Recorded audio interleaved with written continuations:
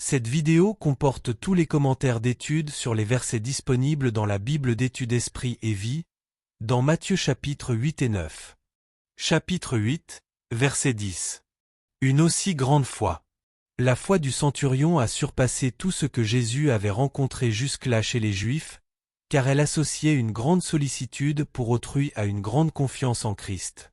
Cette histoire, de pair avec l'application que Christ en tire pour les Juifs incrédules, versets 11 à 12, est pour nous un avertissement.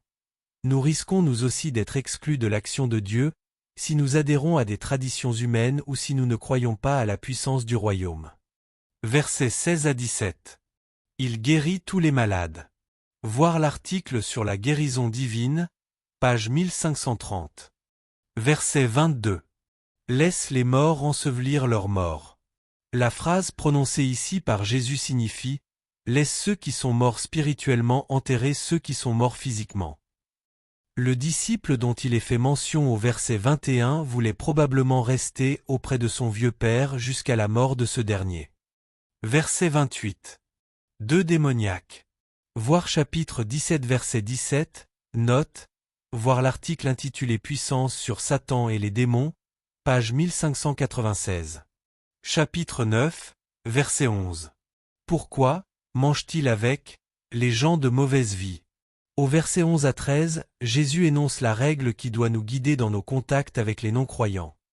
Nous ne devons pas agir par satisfaction personnelle ou pour nouer des amitiés fortes, mais dans le but de faire du bien aux autres et de leur indiquer le chemin du salut, verset 12, Psaume 1 verset 1.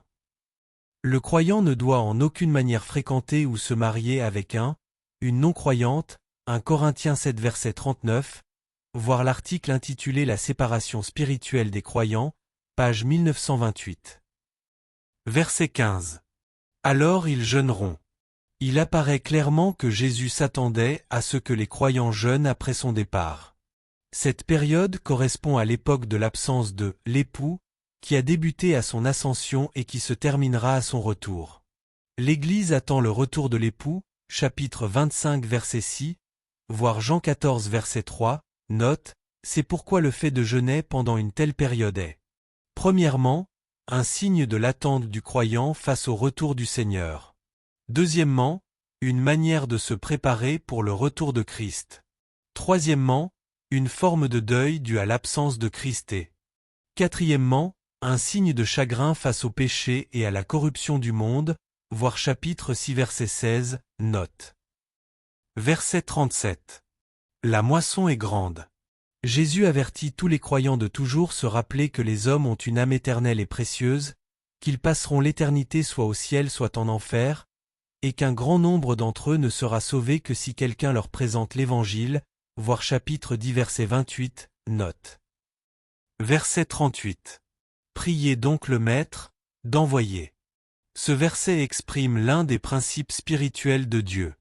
Ordinairement, avant d'agir, il appelle son peuple à prier.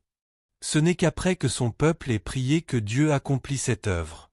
En d'autres termes, Dieu s'est limité lui-même aux prières de son peuple. Le contexte, chapitre 9 verset 35 à chapitre 10 versets 1 et 8, indique clairement que le genre d'ouvriers que Jésus désire dans son royaume sont ceux qui, premièrement, enseignent et prêchent l'évangile du royaume, chapitre 9 verset 35. Deuxièmement, guérissent les malades, chapitre 9 verset 35, 10 versets 1 et 8, et, troisièmement, chassent les mauvais esprits, chapitre 10 versets 1 et 8.